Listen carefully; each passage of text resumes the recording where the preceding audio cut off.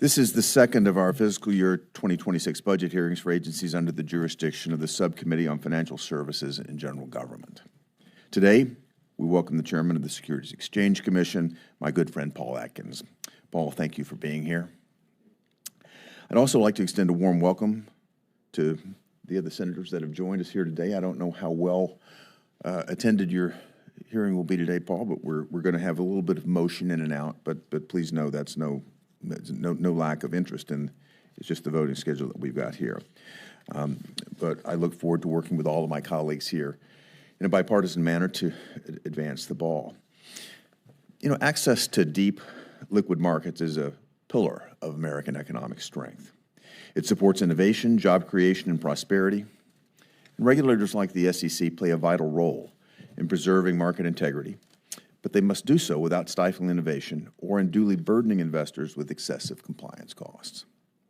Chairman Atkins, today, the SEC is requesting approximately $2.2 billion in appropriated funding for 2026.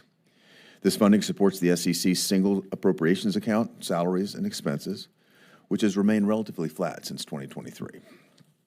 While enforcement is a necessary tool, it must be used responsibly. Too often, past chairmen have aggressively pursued unrelated social or political goals, such as climate change or diversity, that have really little bearing on the fiduciary duty of corporate officers.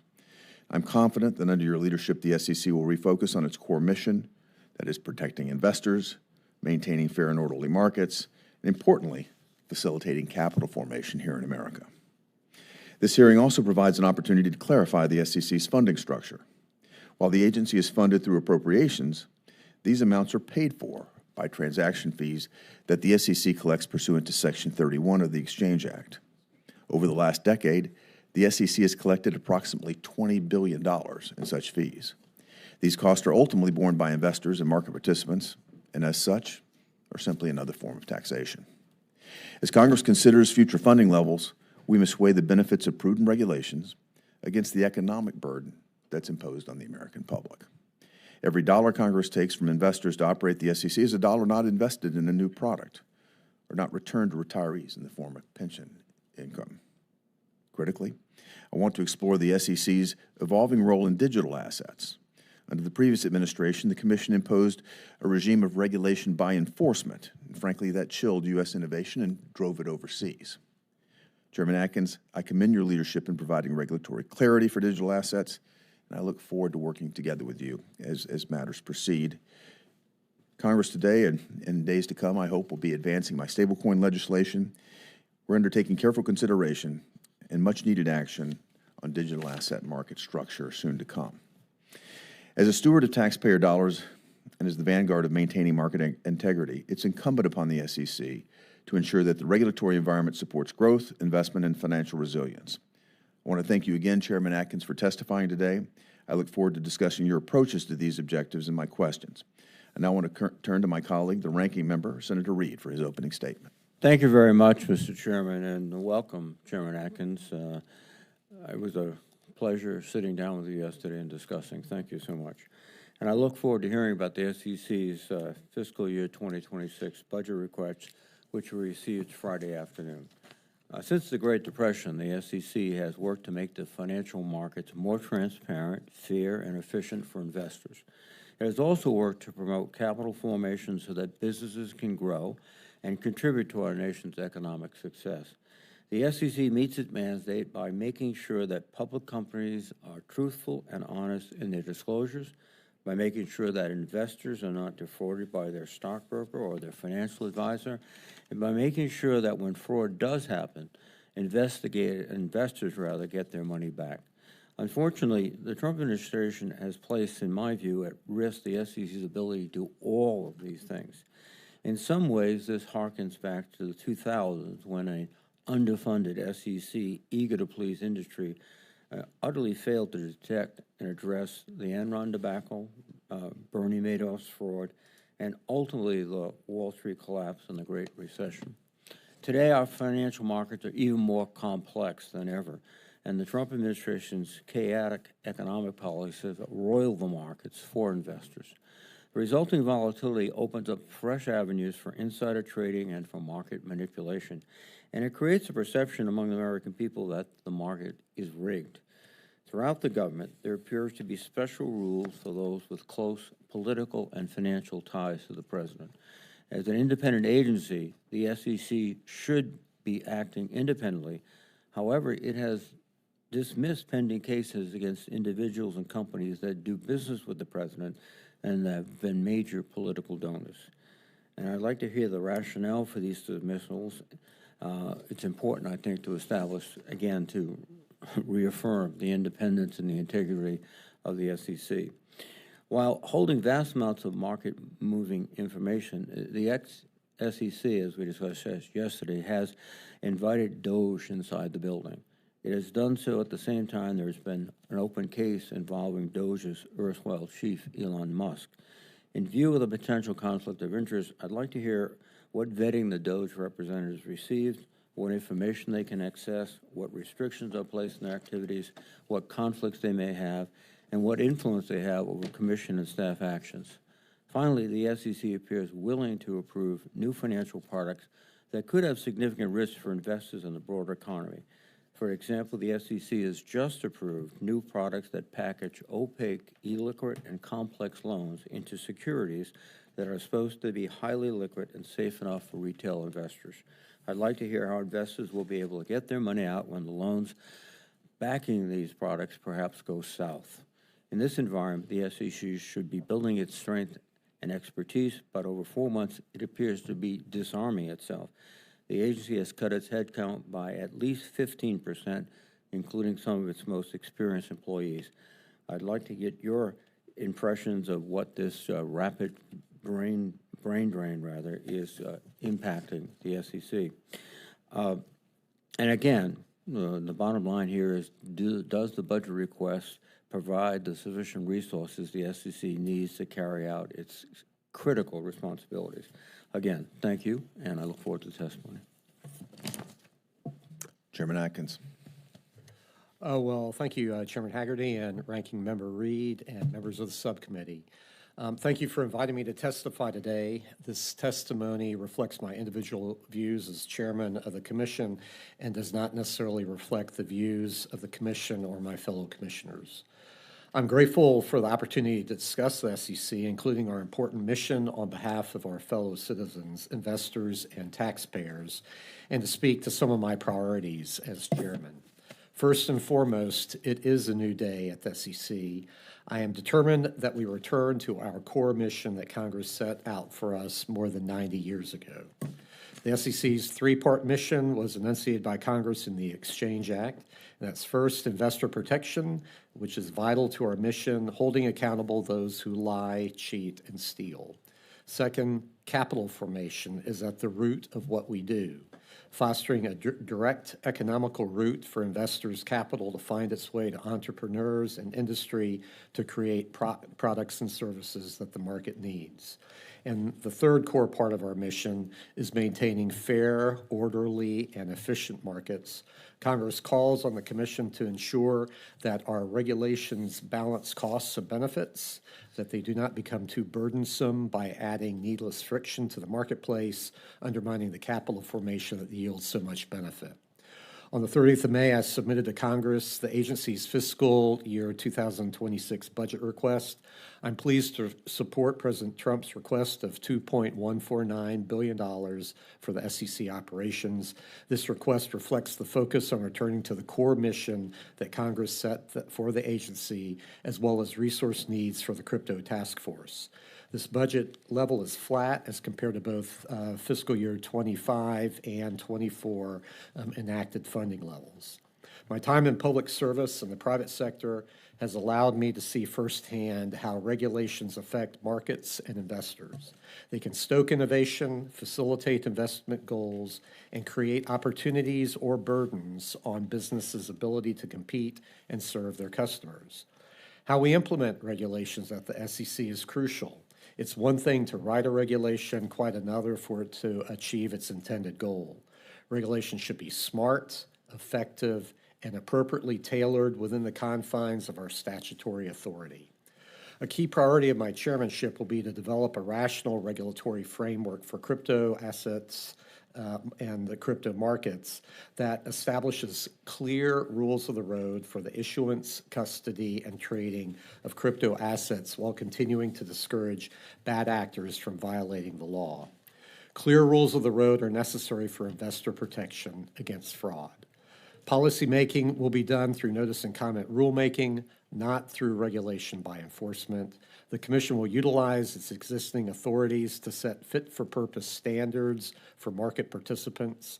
The Commission's enforcement approach will return to Congress's original intent, which is to police the violations of these established obligations, particularly as they relate to fraud and manipulation. The SEC is returning rulemaking to regular order. Our comment periods will not be artificially short, and the public will have ample time to provide feedback. The SEC will also be sure to take into consideration how rules overlap and how regulatory burdens build, in keeping with our obligation to consider their costs and benefits. There will be targeted, common sense reorganizations to come at the SEC. To start, I'm seeking approval from Congress to disband what is known as FinHub. Innovation should be ingrained into the culture of the SEC-wide and not limited to a relatively small office. We've begun a process to review our technology infrastructure and our contractual obligations in that regard. And so to close, we will work with our colleagues in the administration, especially other financial services regulators, and with you all here in Congress to bolster the economy and build on U.S. leadership of global markets. This SEC will make every effort to ensure that the U.S. is the best and most secure place in the world to invest and to do business. So thank you all very much. Well, thank you for your testimony, Mr. Chairman. Before we turn to questions, I'm going to recess this committee for about 10 minutes so we can go to the Senate floor and vote. When we return, we'll resume with questions for our witness. Thank you. Chairman Atkins, under the previous administration, the SEC engaged in a regulation by enforcement approach. That chilled U.S. innovation in digital assets. It took away our leadership position in the digital assets arena and, frankly, drove digital asset innovation overseas. Now, thanks to your leadership and that of Acting Chairman Ueda, the SEC has taken important steps toward providing regulatory clarity for digital assets. Likewise, Congress is taking action right now by advancing my stablecoin bill, the Genius Act. And by undertaking that legislation, we're going to open the door to undertake even further legislation on market structure. Chairman Atkins, if you could just take a moment and explain why swiftly providing rules for the road for digital assets is important to America. Well, thank you, Chairman. Yes, it's I think vitally important because innovation cannot occur in a vacuum.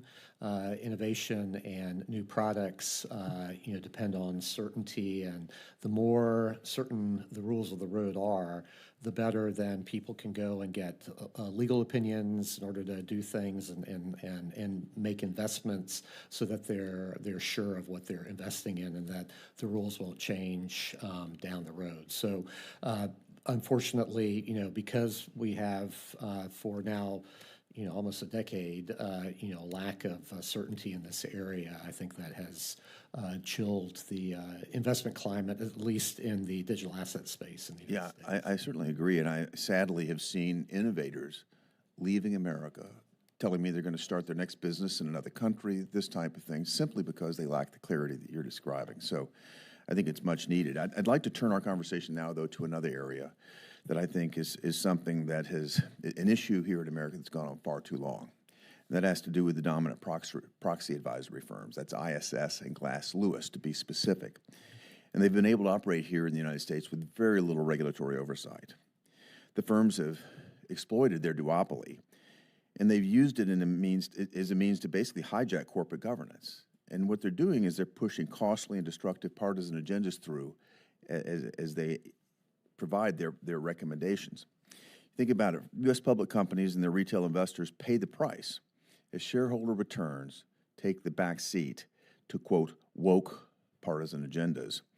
These agendas are advocated by these so-called proxy advisors and the recommendations that they put forward for their clients. The firm's perverse influence on capital markets is only made more concerning by the fact that they're both foreign-owned. ISS is 80% owned by a German entity that openly claims to, quote, allocate capital to sustainable initiatives, while Glass Lewis is owned by a Canadian private equity firm, which has stated that ESG remains a, quote, key factor in investment decision-making. Chairman Clayton attempted to address the problem by amending the Proxy rule's definition of solicitation to include proxy voting advice. His rulemaking imposed a baseline level of transparency and accountability on these firms. However, Chairman Gensler arbitrarily and capriciously reversed key parts of Clayton's 2020 rule. This allowed ISS and Glass Lewis to continue their shakedown of American companies. Chairman Atkins, broadly speaking, do you have concerns about the activities of these proxy advisory firms? And I'm curious what measures the SEC might have taken thus far to address those concerns. Oh, well, thank you, Mr. Chairman. Yeah, I do have concerns about gamesmanship and abuse of the corporate governance process and the back and forth that's gone on over the last few years. So I want to be sure that we are able to address that and look into it, and that's going to be part of our program going forward. Good. I'm glad to hear it's a priority. ISS previously sued the SEC over Clayton's 2020 rulemaking. Under Gensler, the Commission dropped its defense of that rule. If the SEC were to resume its defense of the rule and do so successfully, the reasonable regulatory requirements imposed under Chairman Clayton would be restored. I urge the Commission to consider defending Clayton's rule and to explore every possible avenue to rein in the proxy advisors and shield the competitiveness of our U.S. capital markets. Now I'd like to turn to CSDDD, another favorite. The European Union has adopted the Corporate Sustainability Due Diligence Directive, also known as CSDDD, to impose extraterritorial regulation on U.S. companies. Motivated by ESG and other progressive policy goals, and arguably a desire to use regulators to kneecap more successful jurisdictions like ours, the rule imposes significant compliance burdens that will hamstring U.S. competitiveness. The EU's economic growth is evaporating thanks to the massively increased regulatory burdens that it has imposed on itself. Rather than reform its own failed regulatory state, the EU would prefer to undermine our economy by imposing growth-killing rules on U.S. businesses. Beyond its massive compliance costs, the CSDDD is an affront to U.S. sovereignty. Major policies impacting our businesses ought to be debated and decided by U.S. lawmakers, not faceless bureaucrats in foreign capitals. In recent weeks, even President Macron and Chancellor Merz have acknowledged that this extraterritorial regulation should be repealed. Chairman Atkins, I'd just like to know whether you're concerned about the extraterritorial regulation that's going on, and if so, if you could describe the harmful effects that will have on U.S. companies that are ensnared by the EU's rule. Well, thank you, Chairman. Yes, I do. I am very concerned about the extraterritorial effect of these rules, and particularly to small businesses in the supply chain, vendor chain, to multinational companies, because by the terms of some of these directives, some of these requirements, especially third-party rights of litigation and action, is very threatening to manufacturers and other suppliers here in the United States. So I will definitely, take steps, with our counterparts abroad to make them understand how concerned we are and to push back on those effects on the United States companies. I appreciate you making that a priority. On the executive branch side, I think you can make a great deal of progress. On the legislative branch side, I've introduced the PROTECT Act, which is reciprocal, and it would push back on this sort of extraterritorial jurisdiction as well. So thank you for making that a priority. I'll turn now to Ranking Member Reed. Well, thank you very much, Mr. Chairman, and thank you, Chairman Atkins. As we've proceeded, there have been a significant number of cases, well, several at least, that have been dismissed by the SEC, and the individuals have associations with the president or his family. And it raises the question, the public, is there some connection between their political connections and their legal standing? The most probably notable of these is Mr. Justin Sun, who was sued by the SEC for fraud. Mr. Sun is the biggest investors in Trump's meme coin, funneling at least $40 million to the Trump family. He invested $75 million in Trump's other crypto project called World Liberty Financial. He's affiliated with crypto exchange HTX, which was the first to list Trump's stablecoin, USD1. He created the Tron blockchain, and according to a crypto research firm, the overwhelming majority of Hamas cryptocurrency seized by Israeli authorities has been Tether on the Tron network. In addition, Mr. Sun was reportedly under investigation by the Department of Justice for financial crimes, and yet his case was dropped. What was the rationale for dropping the case against Mr. Sun? Thank you, Senator. So that I believe that case was dropped before I got to the SEC, or if not, I didn't participate in it. So I can't speak to the specifics of that case. As far as a lot of these cases that were brought by the SEC, as we are looking again at the rules and looking to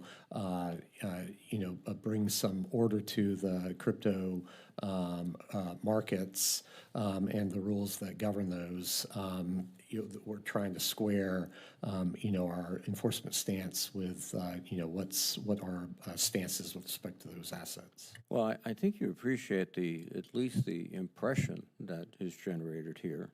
On doing a quick calculation, over $100 million was given to the president directly and indirectly, and suddenly a case that was brought, I'm sure not frivolously, but with evidence, et cetera, was suddenly dropped. How do you reassure the American people that there will be no political interference in the operations of the SEC?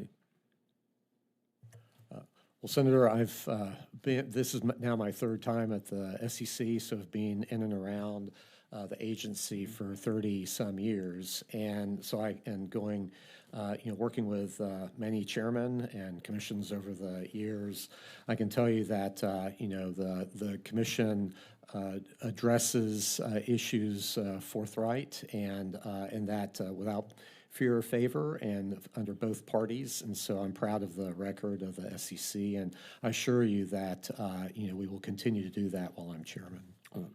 We had an opportunity, I guess, and again, thank you for coming by. It was a great opportunity to talk about some of these issues. One is the presence of DOGE within the SEC, and also the staffing cuts that have been initiated across the government, but also at SEC. So starting with the staffing cuts, how many staff have left the Division of Corporate Finance? Do you have those numbers? What I can tell you is that overall, 15% of the staffing of the agency have left voluntarily. So they took voluntary retirement by these things. 11%. So CorpFin is a bit below the average of 15%. Right. So again, this is the division of FCC that looks at filings for companies, IPOs, et cetera. As a loss of, I presume, since they left in retirement, these are senior personnel, probably some of the most experienced members.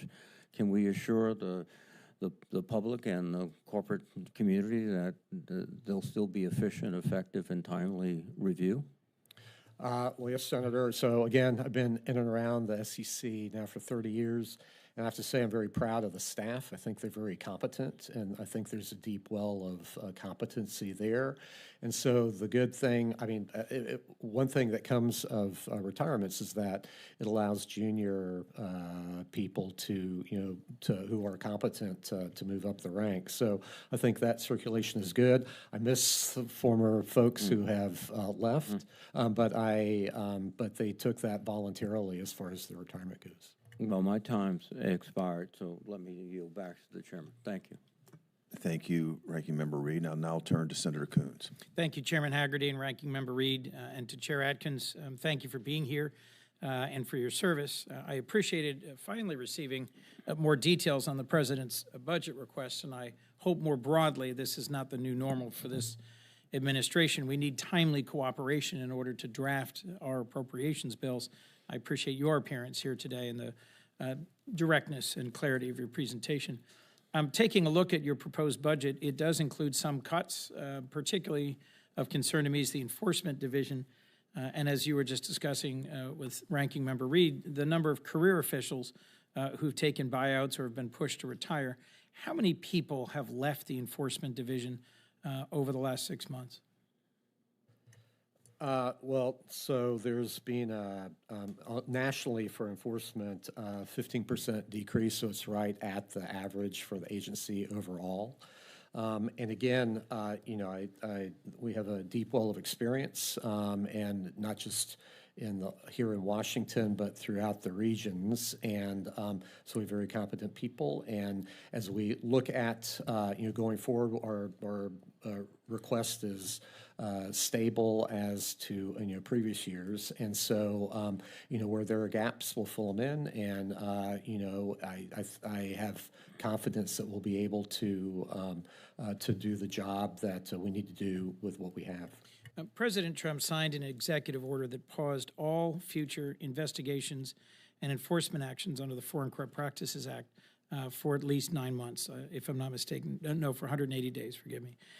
I recognize this applies to the DOJ, but the SEC also plays a critical role in helping implement FCPA.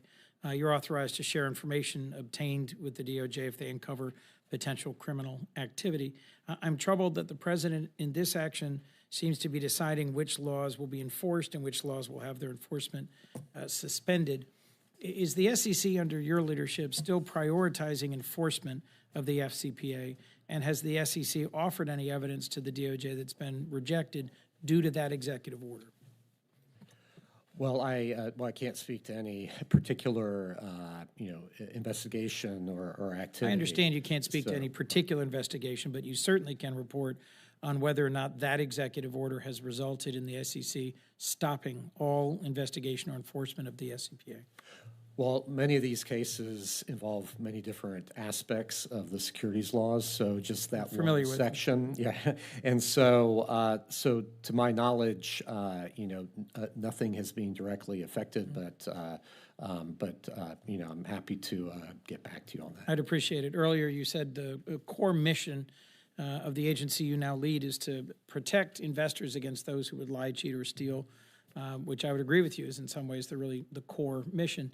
The FCPA, although some have decried it as putting American business at a competitive disadvantage, I think actually puts us at a competitive advantage because foreign governments, foreign companies know that they can count on American business to secure its business advantage around the world fair and square, not through underhanded ways or not through bribery. So I certainly would appreciate your following up with me on what you see as the enforcement trajectory for the FCPA.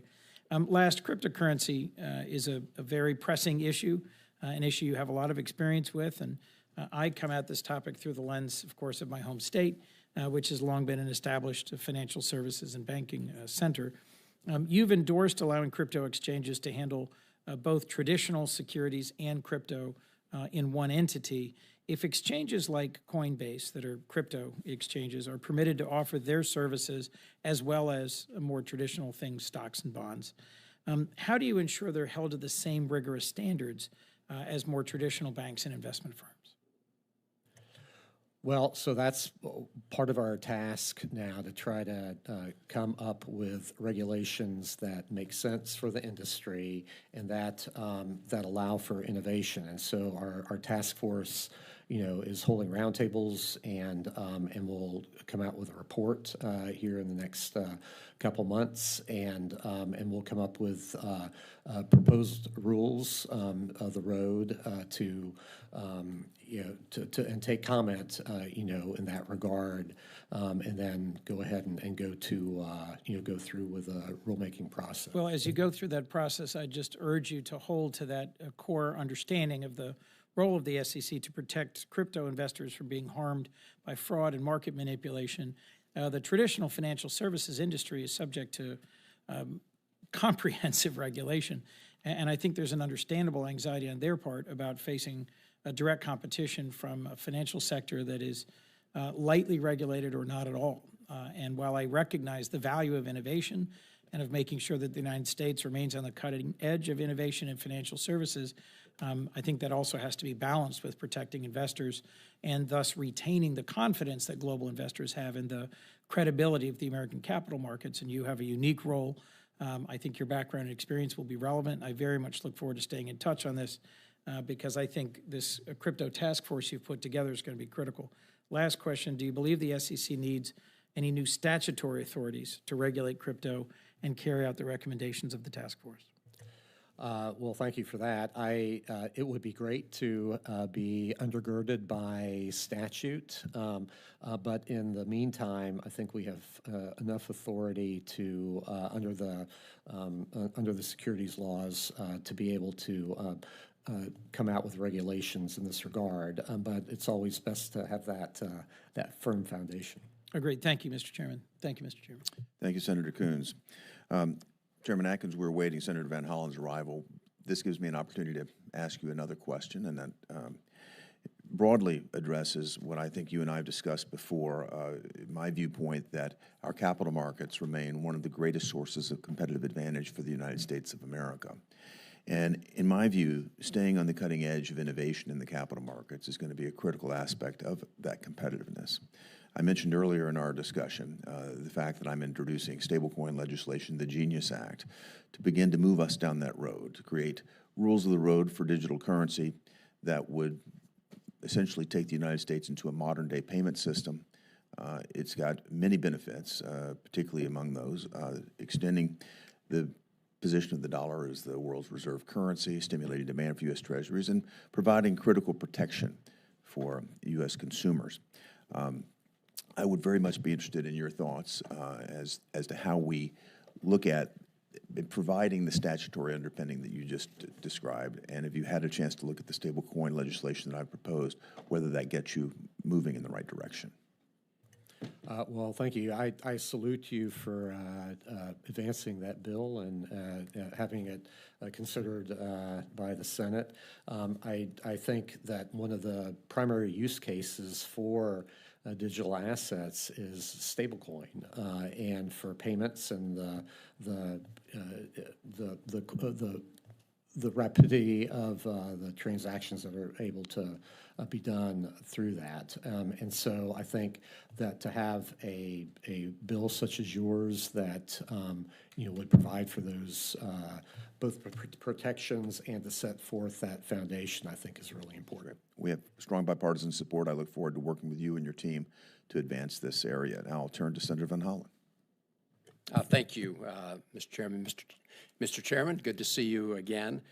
At your confirmation hearing, you and I discussed the issue of the Public Company Accounting Oversight Board, the PCAOB, which was formed, as you know, after some major companies like Enron failed after cooking their books, and none of their auditors stopped in to correct the issues, and Enron's failure alone cost its shareholders about $67 billion.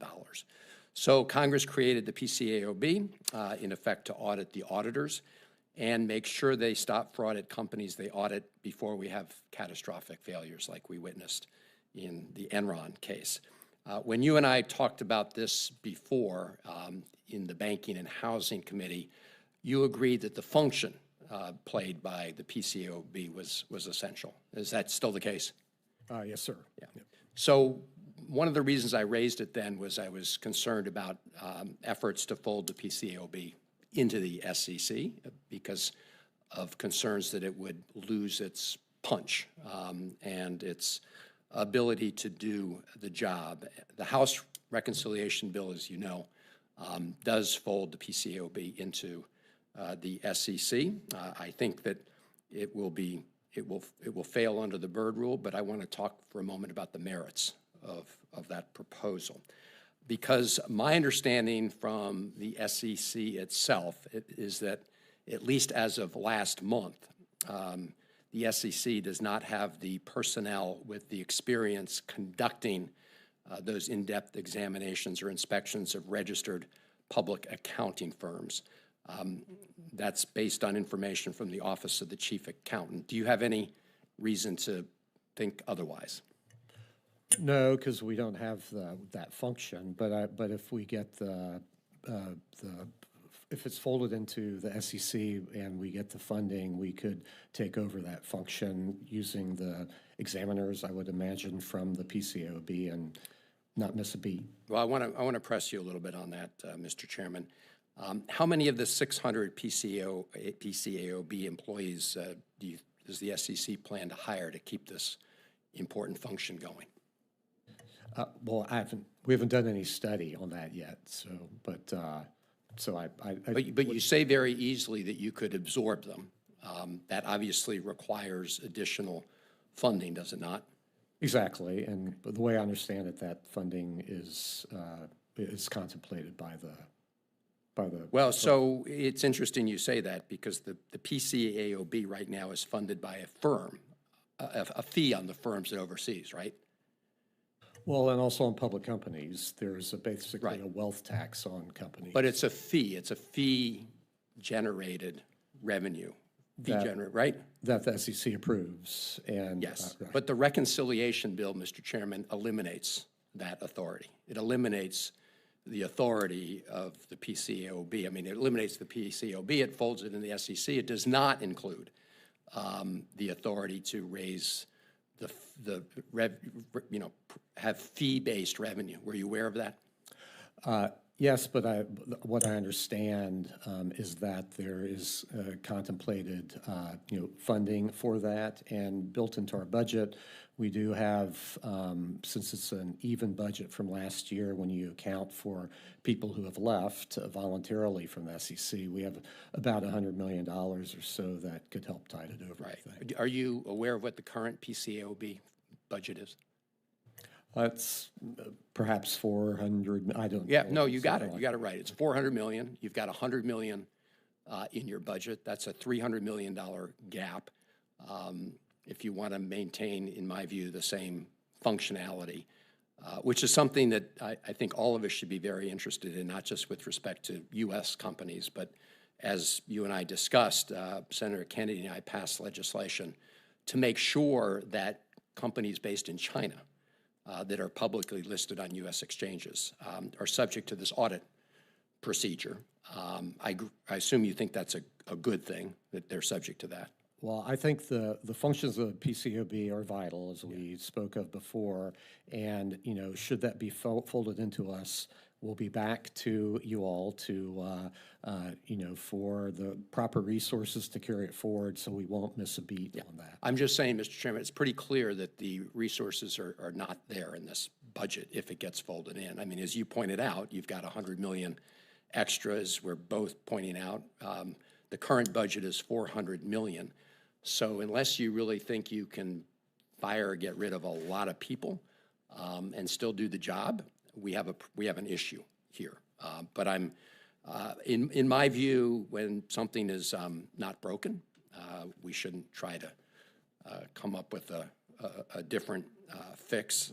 If there are reforms to the PCAOB that you recommend, maybe that would be a better route to take if we want to make sure that they continue to have the capacity to oversee companies in China and elsewhere. I would also just point out in closing, Mr. Chairman, that a number of other countries have raised concerns about this contemplated change in the House because their agreements, their audit agreements are with the PCAOB, and they point out that it is not a U.S. government entity, right? It's a separate independent entity. And as soon as that role is taken over by a more of a government entity, all those agreements will need to be renegotiated if they're willing to renegotiate them.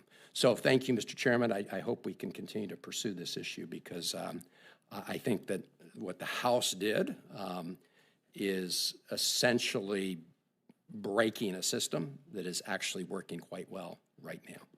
Thank you for raising that, Senator Van Hollen. And Chair Atkins, I want to thank you for your testimony today. The record will remain open for 1 week, and members will be able to submit questions for the record during that time until June the 10th.